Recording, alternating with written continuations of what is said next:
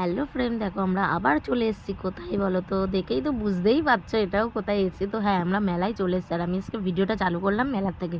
তো এই যে আমি দেখাচ্ছি যে নৌকোয় চড়বো, কিন্তু ফাইনালি আমি নৌকোয় চড়তে পারিনি, যেহেতু এ বলছে চড়বো, ও বলছে চড়বো, ও বলছে চড়বো না, ও বলছে চড়বো না। তা এইভাবে আমি মেলাটা চড়তেই পারিনি। তো যাই হোক, চড়িনি তাই কী হয়েছে, খুব আনন্দ করেছি, খাওয়া দাওয়া করেছি আমরা, আনন্দ ফুর্তি করে চলেছি। আর যে মেলাতে সেরকম একটা লোকই হচ্ছিলো না। আর এইবারেও আমরা দেরি করেই গেছিলাম, যে 9টা সাড়ে 9টার দিকে এইবারেও গেছিলাম।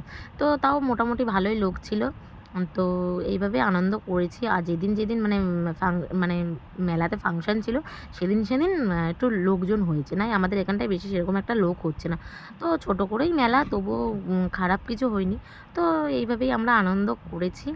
তো ভিডিওটা পুরোটা কিন্তু দেখো, ভালো লাগলে কিন্তু অবশ্যই কিন্তু লাইক কমেন্ট করে সঙ্গে থেকো। আর হ্যাঁ, ভিডিওটা যদি সত্যি তোমাদের মন থেকে ভালো লেগে থাকে, তাহলে অবশ্যই কিন্তু আমাকে সাবস্ক্রিপশন করে দিও।